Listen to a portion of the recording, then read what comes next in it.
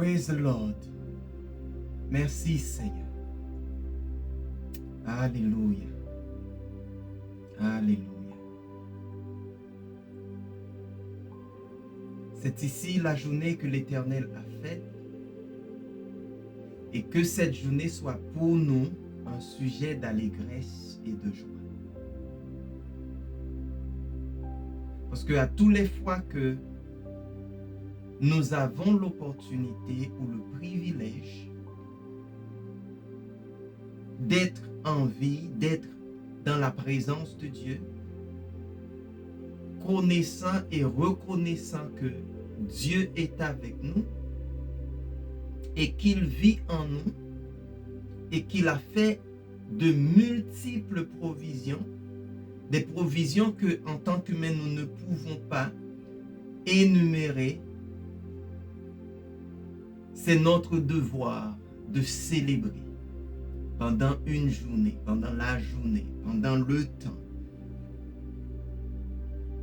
déverser ou célébrer la gloire de l'Éternel dans notre vie. Ce qu'il a fait pour nous, ce qu'il a planifié pour nous et tout ce qu'il va faire encore pour nous. Il mérite notre adoration, il mérite nos louanges, il mérite notre action de grâce par le simple raison ou pour la simple raison que lui, en tant que notre Seigneur, notre Sauveur, il n'a épargné rien, non seulement pour nous sauver, mais pour nous bénir, pour que nous puissions avoir ou pour que nous soyons des héritiers du royaume. Et en ces mots, j'aimerais vous saluer dans le précieux nom de notre Sauveur Jésus-Christ. Et aujourd'hui encore, nous sommes là pour vous présenter l'instruction prophétique, l'instruction qui vous amène ou qui vous appelle à célébrer la parole de Dieu, vivre la parole de Dieu. Faites en sorte que non seulement vous imaginez ou méditez la parole de Dieu, mais que vous mettez la parole de Dieu en pratique. Que cette parole soit votre façon de vivre. Que cette parole ou la parole de Dieu vous dicte en termes de vos décisions, votre façon de penser, vos actions, tout ce que vous avez à entreprendre doivent être dictés selon la parole de Dieu et par la parole de Dieu. Dieu nous appelle à agir sur sa parole. Il ne nous a pas appelés de rester seulement ou de méditer seulement ou de prendre la parole, faire en sorte que la parole, nos yeux voient la parole, mais il veut que nous pratiquions la parole. Parce que la majorité de la parole de Dieu ou tout ce qui est écrit dans la Bible, la parole de Dieu, ce sont des commandements, c'est-à-dire des choses que vous et moi, nous devons pratiquer, nous devons faire. Et l'instruction prophétique est la même chose. Quand nous vous apportons l'instruction prophétique, c'est juste pour vous aider à mettre en pratique, mettre en œuvre la parole de Dieu. Nous voulons remercier nos parents spirituels, les apôtres Moïse et Jessica Castillo, et en tout le temps, nous voulons leur remercier du fait qu'ils nous donnent accès aux plateformes Liberté pour les Nations pour que nous puissions partager, véhiculer, enseigner la parole de Dieu. Donc, nous remercions le Seigneur pour leur vie et que le Seigneur continue à donner de la semence à ses semeurs, à nos parents spirituels, pour que le monde puisse encore recevoir la parole de Dieu. Alléluia. Je vous invite à prier avec moi avant que nous rentrions dans l'instruction prophétique pour aujourd'hui. Et nous allons demander à notre Seigneur de nous guider afin que les paroles que nous allons dire ne seront pas des paroles de nous-mêmes, mais qu'il parle au travers de nous. Seigneur, merci pour ta grâce, pour ta bonté. Oui, Papa, tu nous as comblés de toute grâce. Et par le fait que tu nous as comblés de toute grâce, tu nous donnes l'autorité aussi de partager ta parole. Mais maintenant, Papa, nous voulons te demander, Seigneur, à ce que ces paroles soient dignes de ta grâce, dignes de toi, Seigneur, pour que nous ne parlions pas seulement ou en fonction de nous-mêmes, en fonction de nos connaissances, en fonction de notre façon la façon que nous nous ressentons, mais Seigneur, pour que nous puissions parler directement de toi et par toi, par ton onction, Seigneur. Merci, Seigneur. Utilise-nous afin que nos frères et sœurs puissent trouver de bonnes choses en toi, Papa. Papa, nous t'en prions dans le précieux nom de notre Seigneur, Sauveur, notre Maître, notre Master, Jésus-Christ lui-même. À lui revient la gloire, l'honneur, louange, pour maintenant et l'éternité. Amen, amen, amen. Encore une fois, bienvenue à l'instruction prophétique. J'aimerais justement vous aviser que nous sommes enfin, alors nous touchons la fin d'une instruction que nous avions commencé ce mois-ci. C'était le titre de cette instruction, c'est vivre dans la foi, vivre dans le royaume de Dieu. Donc nous disons, quand on vit dans la foi, on vit automatiquement dans le royaume de Dieu. Quand notre vie est dirigée par la foi, nous vivons directement ou automatiquement dans le royaume de Dieu. Pourquoi? C'est une simple raison.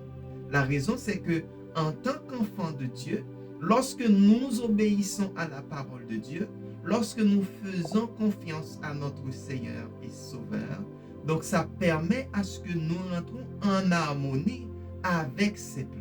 Et rentrer en harmonie avec ses plans nous met directement ou nous place directement dans le royaume de Dieu. Quel privilège, quelle grâce, quel bonheur.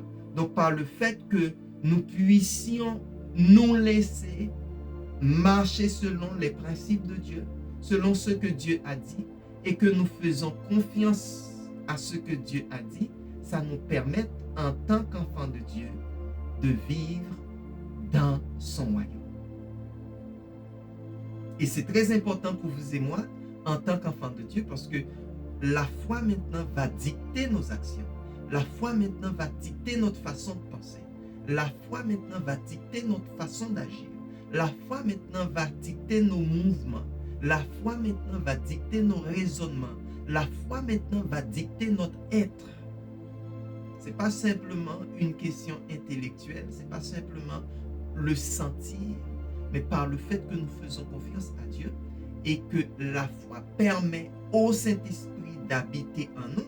Donc nous allons agir, nous allons vivre, nous allons faire les choses directement en harmonie avec le plan de Dieu.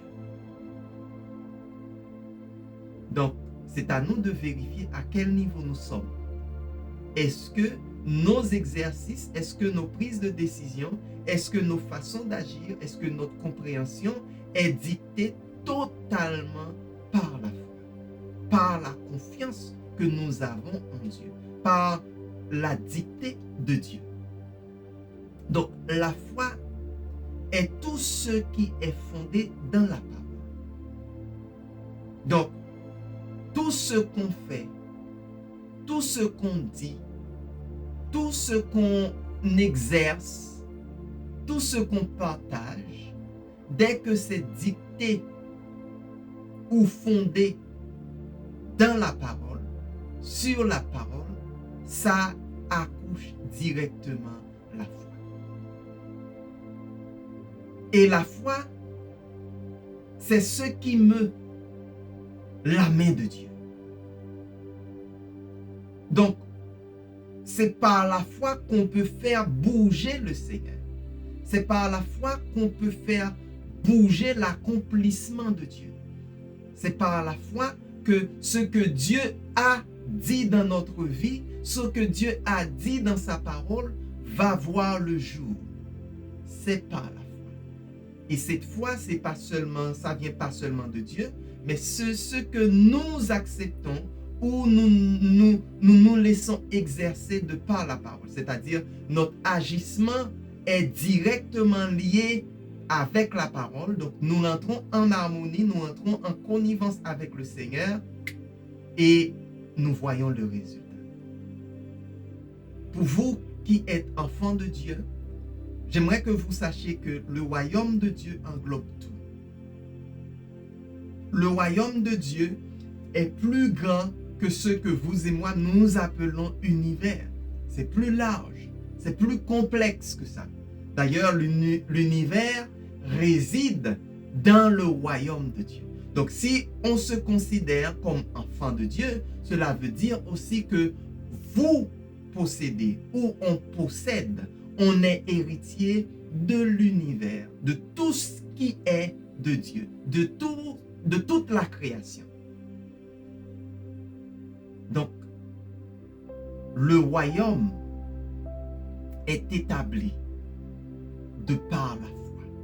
Le royaume est établi sur la foi. Le royaume est dicté par la foi. Donc voilà pourquoi il est très important pour vous et moi, nous comprenons ce qu'est la foi et que ça fasse partie de notre vie, parce que c'est avec seulement la foi que nous pouvons plaire à Dieu. Et notre existence en tant qu'enfant de Dieu, notre plus grande joie, c'est de faire plaisir au Seigneur. C'est de faire plaisir à Dieu. Donc c'est très important. Donc pour ceux d'entre nous qui ont la foi, la grâce nous fortifiera.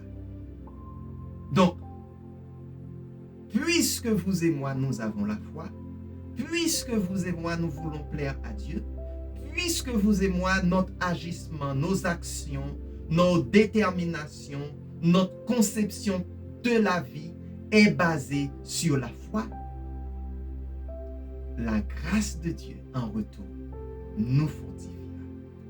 Donc, nous allons recevoir la grâce de Dieu. Nous allons faire en sorte que la grâce de Dieu se manifeste dans notre vie et ça va produire en nous la force.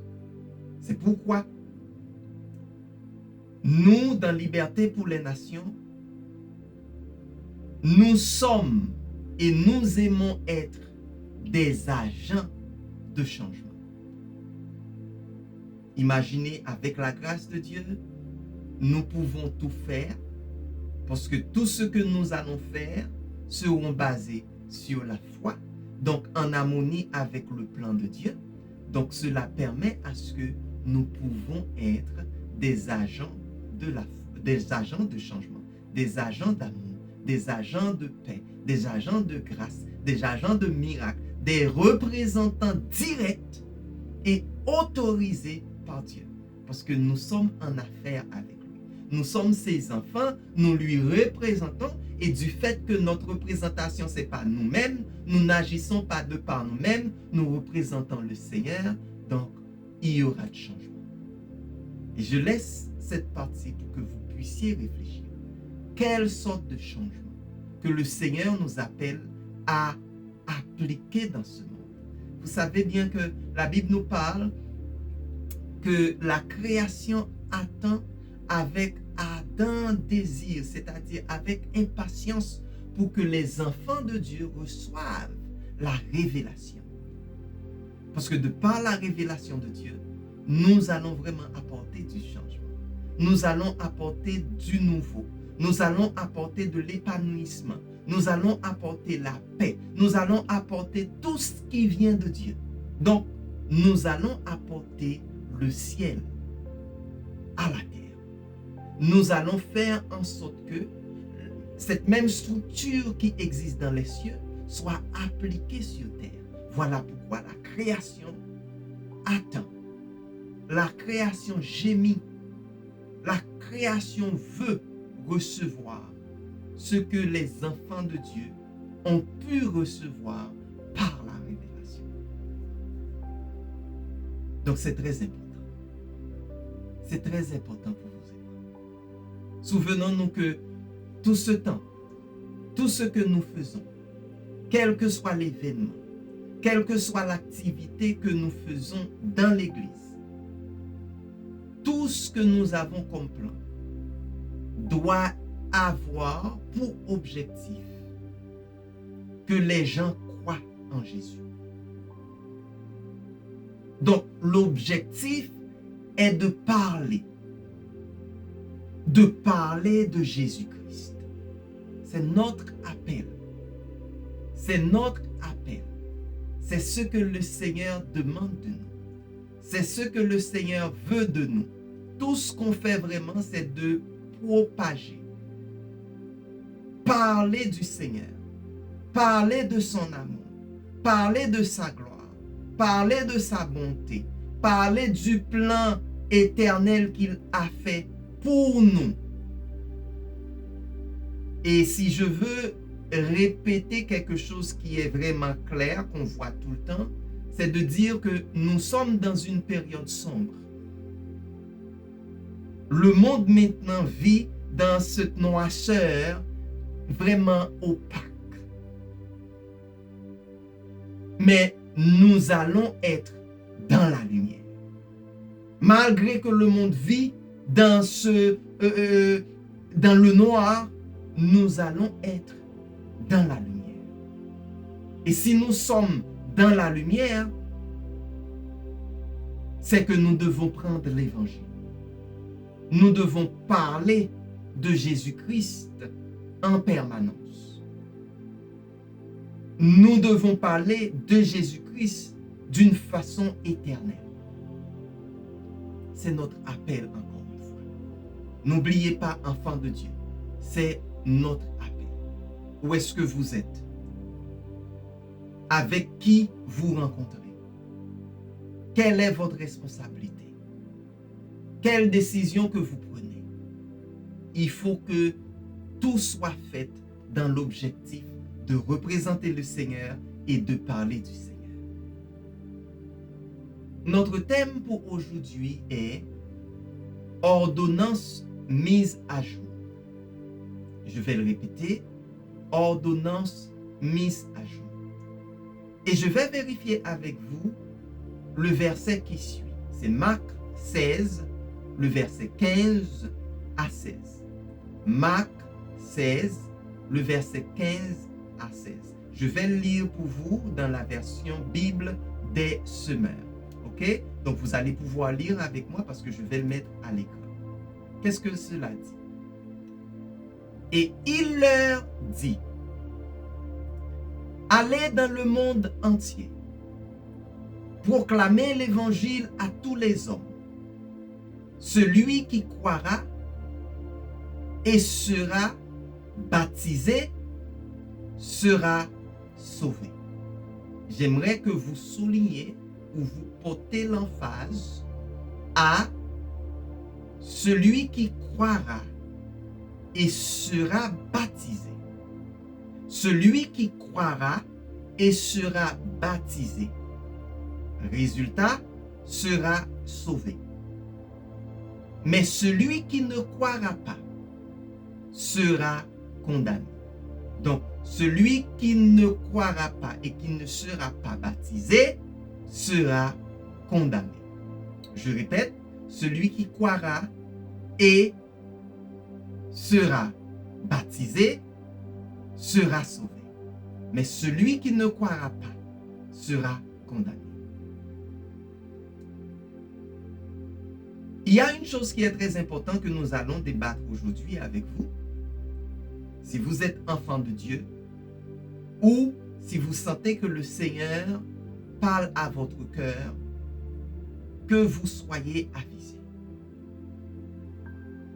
C'est pour dire que nous n'avons pas de base biblique qui nous dit d'empêcher une personne d'être baptisée. Cela n'existe pas. Et ceci, quelles que soient les raisons bibliques du baptême et nos arguments. Il n'existe pas une base biblique qui nous empêche ou qui nous permet d'empêcher une personne d'être baptisée. Nous allons voir dans Matthieu 28, le verset 19. Encore, nous allons lire ça ensemble. Qu'est-ce que le Seigneur a dit? Et ce que nous allons lire, c'est que c'était la dernière ordonnance, la dernière responsabilité qui est majeure que le Seigneur a donnée à toute personne qui se considère comme disciple. Pas seulement les 12 disciples, pas seulement les disciples d'antan, mais tout le monde qui vit en ce moment, qui se considère comme disciple. Qu'est-ce que le Seigneur nous donne comme responsabilité? Allez donc dans le monde entier, Bible des semeurs. Faites des disciples parmi tous les peuples. Baptisez-les au nom du Père, du Fils et du Saint-Esprit. Là, nous voyons encore, la responsabilité, c'est de voyager, toucher tous les peuples et faites de ces peuples des disciples. Notre responsabilité, c'est de les baptiser au nom du Père, du Fils et du Saint-Esprit. Donc, quelqu'un qui accepte et qui croit en Jésus-Christ, en son travail, et nous ne l'avons pas baptisé parce que nous disons que cette personne vit une vie non alliée, c'est-à-dire cette personne vit une vie qui nous permette de le juger. Écoutez bien ce mot. La position de la personne permet à ce que une personne qui se dit religieuse ou un homme religieux, donc nous disons que si cette personne accepte le Seigneur, il croit en Christ, et que nous disons, ok, ta vie n'est pas vraiment une vie exemplaire, donc on ne peut pas te baptiser. Par exemple, tu n'es pas marié, donc nous ne pouvons pas te baptiser. La réflexion est ce qui suit. Imaginez que le moment de la mort arrive et on n'a pas respecté l'ordonnance. Ce que le Seigneur nous a dit, baptisez-les au nom du Père, du Fils et du Saint-Esprit. Et qu'est-ce que le Seigneur nous donne comme prérequis? Il faut que la personne croie. Donc si la personne témoigne que je crois au Seigneur Jésus, je crois en son œuvre, je crois qu'il est mort pour moi, donc cette personne est qualifiée pour le baptême. Mais pour nous, parce que cette personne ne répond pas aux critères que nous avions décidé d'implémenter, donc nous disons que cette personne n'est pas qualifiée, nous ne l'avions pas baptisée et que la mort arrive à cette personne. Et là, nous n'avons pas respecté l'ordonnance. La personne a cru, mais n'était pas baptisée. Et j'aimerais que vous faites le point, j'aimerais que vous faites cette connexion en termes de ce que le Seigneur a dit. Donc, à cause de dogmes et de décisions religieuses, la personne n'est pas baptisée. Mais celui qui était sur la croix, Jésus lui a pardonné et il l'a emmené avec lui. Donc, l'homme qui était le brigand, l'homme qui était un impie, l'homme qui était comme condamné à mort à cause de son action ou ses actions, il n'a même pas demandé pardon en tant que tel. Qu'est-ce qu'il a dit? Seigneur, souviens-toi de moi quand tu seras au paradis. Donc c'est comme, je sais d'où tu viens. Je sais qui tu es. Souviens-toi de moi. Et nous savons tous la réponse de Jésus à ce temps. Aujourd'hui même, à l'instant même, tu seras avec moi au paradis. Donc, qui sommes-nous pour empêcher à une personne de recevoir le baptême? Nous allons voir ensemble le cas de Philippe et de l'eunuque. Et ceci, nous allons trouver ça dans Acte 8, le verset 36. Je vais mettre cette partie pour vous et à l'écran et nous allons lire ça ensemble. Je pense que vous connaissez l'histoire. L'eunuque qui lisait la parole et qui ne pouvait pas comprendre parce qu'il n'avait pas vraiment le Saint-Esprit qui pourrait lui permettre de bien comprendre ce que dit l'Écriture. Et le Saint-Esprit a transporté Philippe, ok, pour que Philippe puisse aller expliquer la parole à l'eunuque, à cette personne. Et voici ce qui suit. En continuant leur route, ils arrivèrent près d'un point d'eau.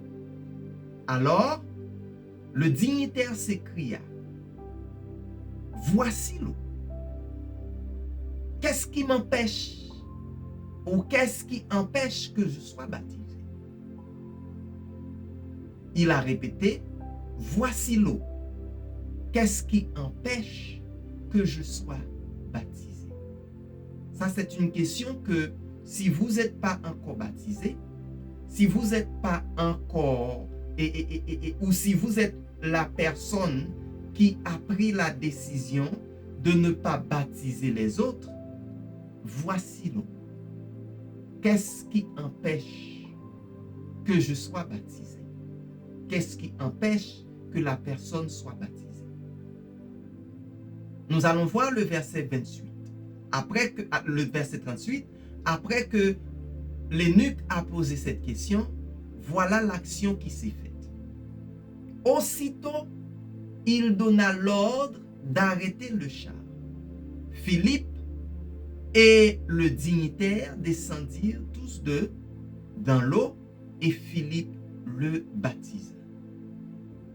Donc, ça montre pour vous et moi la base biblique du baptême. Comment que le baptême fonctionne? C'est croire et être baptisé. Donc, dès que vous témoignez votre croyance, vous acceptez le Seigneur, vous recevez le baptême. C'est-à-dire, il faut qu'on soit disponible et prédisposé pour vous baptiser. Nous allons lire avec vous Acte 2, le verset 41. Acte 2, le verset 41. Ceux qui acceptent les paroles de Pierre se firent baptiser et, ce jour-là, environ 3000 personnes furent ajoutées au nombre des croyants. 3000 personnes furent ajoutées au nombre des croyants. Ceux qui acceptèrent les paroles de Pierre se firent baptiser. Et, ce jour-là, environ 3000 personnes furent acceptées au nombre des croyants. Il y a un autre verset que j'aimerais que vous regardiez avec moi. C'est Acte 22, le verset 16. Qu'est-ce que ça dit? Acte 22, le verset 16. Je vais le mettre pour vous, pardon, c'est pas celui-là.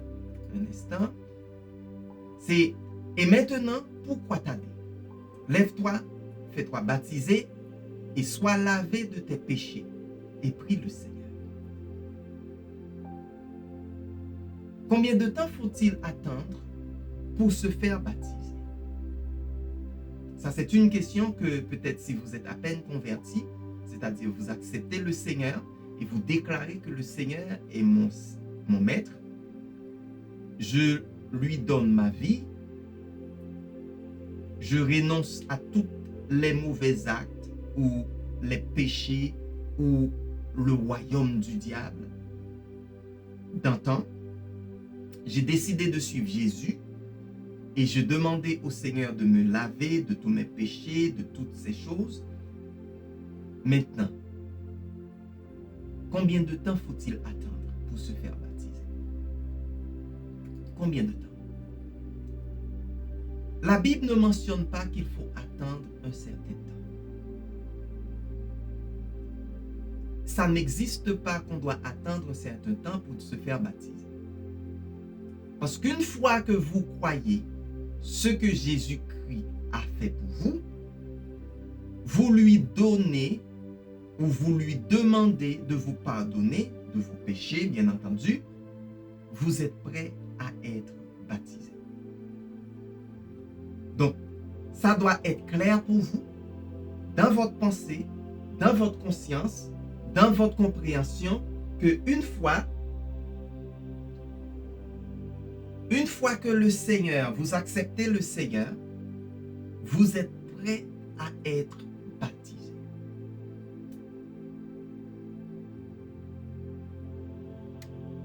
Nous, ce que la parole dit, tout le monde le croira. Tout le monde qui croit au Seigneur et s'est fait baptiser sera sauvé. Ça, c'est ce que la parole de Dieu nous dit. Donc, à mesure qu'on croit au Seigneur et qu'on s'est fait baptiser, le salut est notre partage. Et là, nous devrions définir le sens du mot croire, c'est-à-dire la façon que nous pouvons voir le mot croire pour que ça soit vraiment fondé. Qu'est-ce que je veux dire par là? Croire, cela ne veut pas dire que Dieu existe ou qu'il y a un Dieu.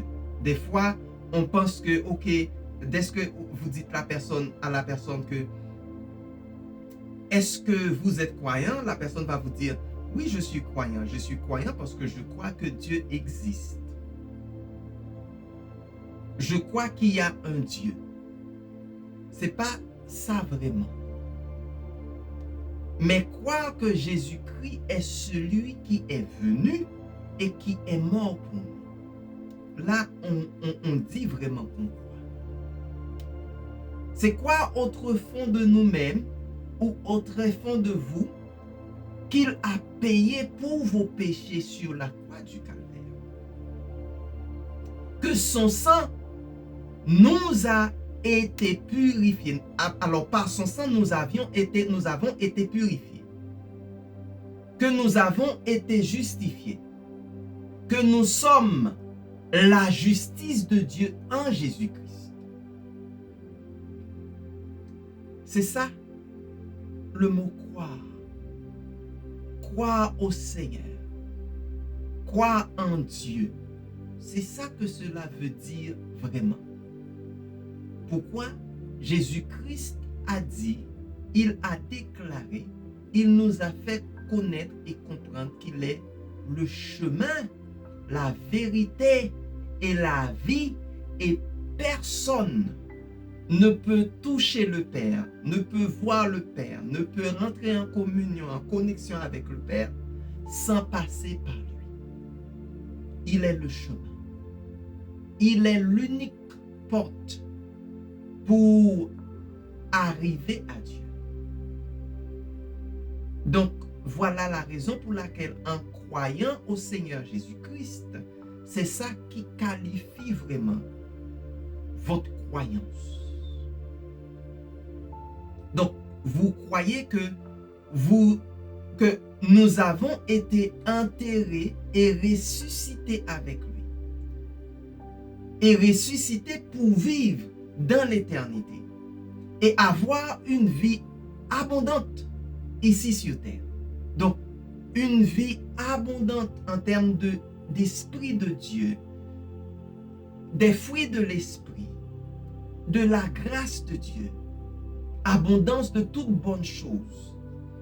Donc, on vit dans une abondance que le monde ne peut pas comprendre. Et j'aimerais voir avec vous dans le livre de Colossiens 2, le verset 12, voyons ce que ça dit. Colossiens 2, le verset 12. Vous avez été ensevelis avec Christ par le baptême. Et c'est aussi dans l'union avec lui que vous êtes ressuscités avec lui. Par la foi en la puissance de Dieu qui l'a ressuscité des morts. C'est très important. Frère Kenneth Copeland dirait, c'est vital.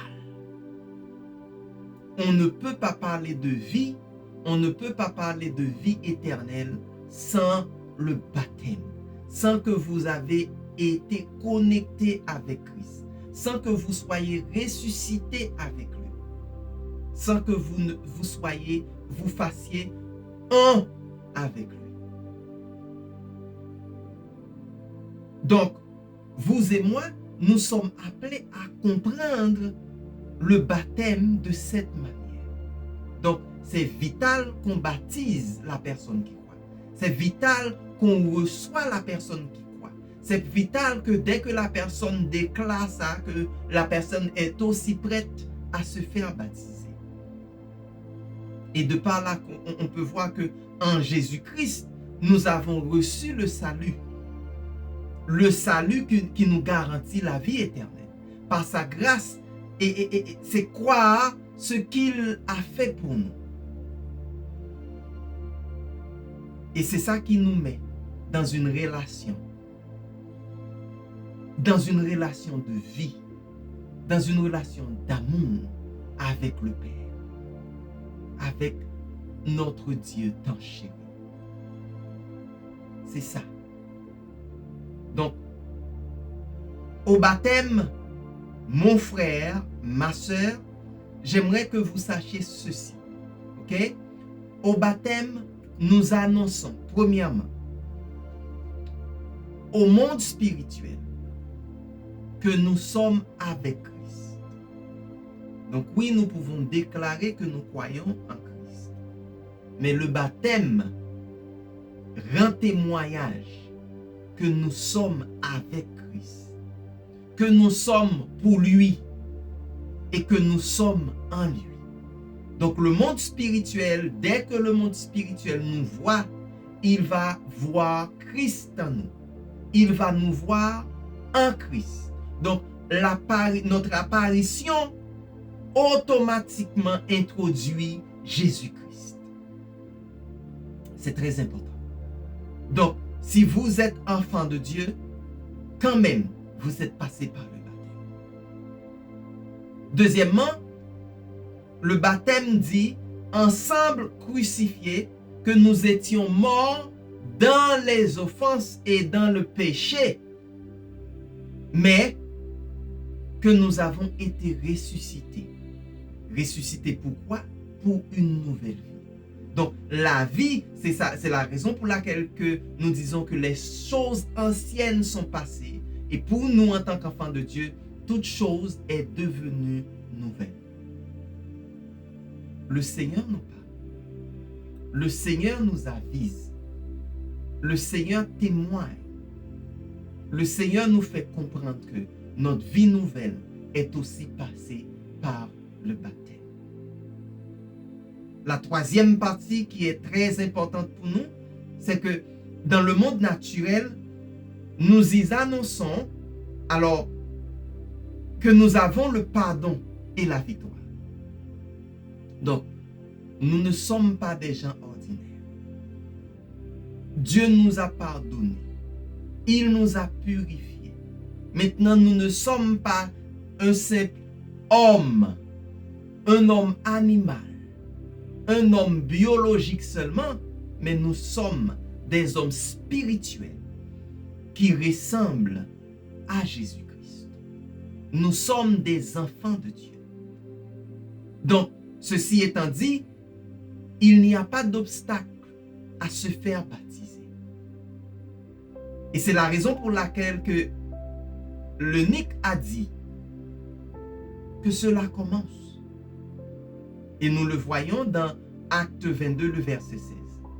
Donc, dès qu'on croit au Seigneur, on se fait baptiser.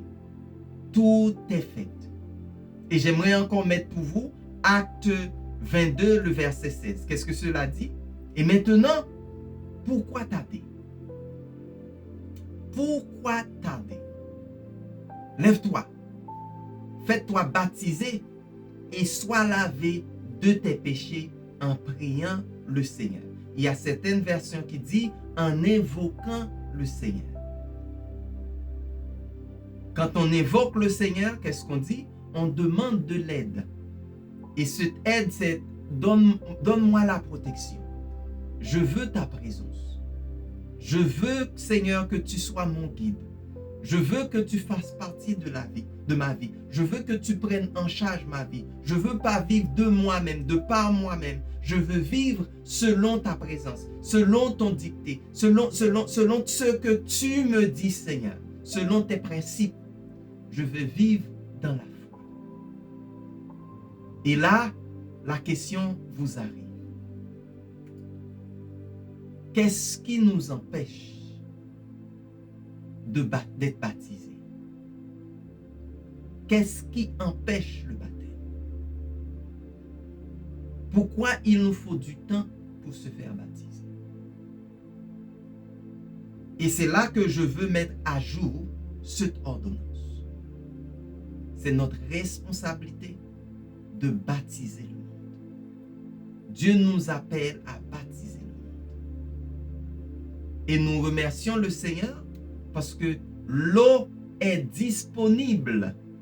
L'eau est partout. Donc, dès qu'il y a de l'eau, on peut être baptisé. Croire au Seigneur Jésus et se faire baptiser. Le salut nous est garanti. Le monde maintenant arrive à un niveau où tout est noir. Tout est drôle. On voit la malédiction. On voit les activités du diable. Même si ce n'est pas maintenant que ça commence. Mais vous et moi, au tréfonds de nous, nous savons que ce n'est pas normal. C'est pas normal. Parce que autrefois, oui, les hommes font des choses, mais maintenant, le monde arrive à un carrefour où on voit pas mal de choses qui sont bizarres à travers le monde. Je parle de la planète. Donc, il est bien pour nous d'agir en fonction de ce que le Seigneur nous dit.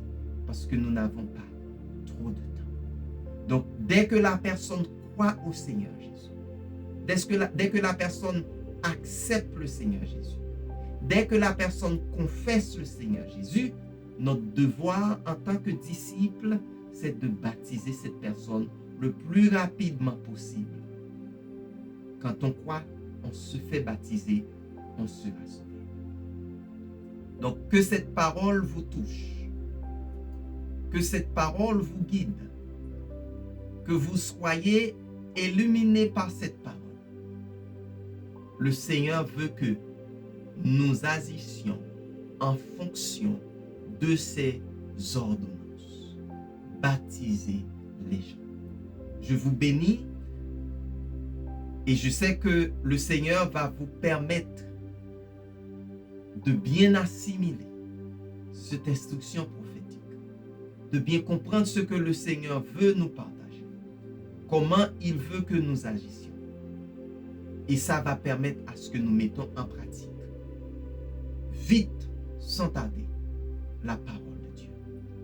Je vous donne rendez-vous mercredi prochain, même place, avec le même message, ce que Dieu veut pour vous, l'instruction que Dieu vous donne, la façon que Dieu veut que vous vivez. Parce qu'en tant qu'enfant de Dieu, on fait plaisir à papa par le fait qu'on agit en fonction de ses principes. Qu'il en soit ainsi pour vous et je vous rencontrerai la semaine prochaine. Bonne fin de journée.